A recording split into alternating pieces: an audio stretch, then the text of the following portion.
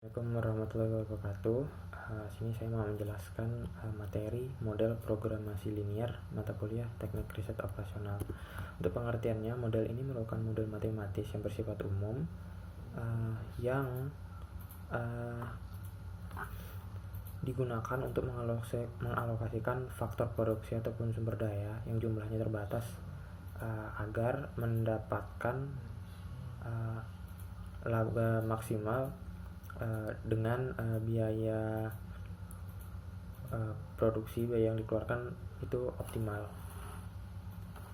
Adapun untuk fungsi-fungsi dalam programasi linear, ini satu, fungsi tujuan.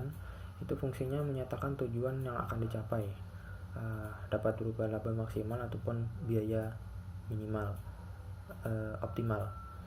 Fungsi kendala yaitu untuk menyatakan batasan atau kendala dari faktor produksi yang dimiliki. Simbol yang biasa digunakannya itu kecil dari, besar dari, dan sama dengan.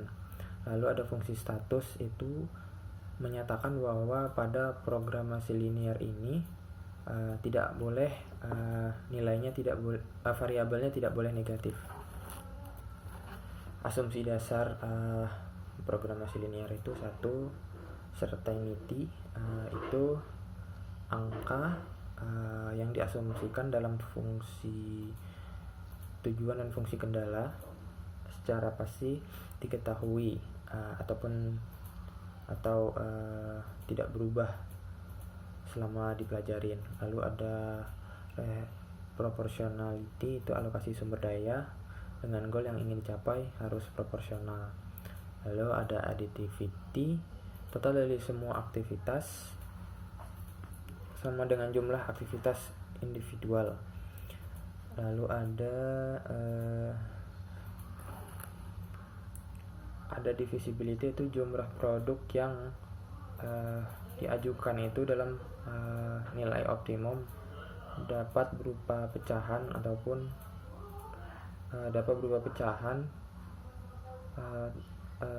namun bukan bilangan bulat. Lalu ada non negatif variabel, yaitu semua variabel tidak bernilai negatif, bisa 0 ataupun positif. Lalu ada metode-metode dalam programasi linear. Ini metode program linear itu terbagi dua, metode aljabar dan metode grafik. Lalu metode aljabar itu terbagi 4, yakni simplex primal, simplex besar, simplex dual, dan simplex dua fase. Langkah-langkah dalam perumusan metode model programasi linear. Yang pertama, didefinisikan variabel keputusan, variabel yang nilainya akan dicari. Lalu rumusan fungsi tujuan, maksimalkan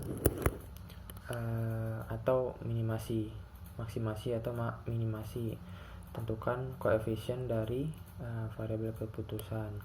Lalu rumuskan fungsi kendala sumber daya, tentukan yang ketiga itu rumuskan fungsi kendala sumber daya, tentukan kebutuhan sumber dayanya untuk masing-masing perubahan keputusan. Lalu tentukan jumlah ketersediaan sumber daya sebagai pembatas. Yang keempat, tetapkan kendala non negatif. Setiap keputusan yang diambil tidak boleh mempunyai nilai yang negatif.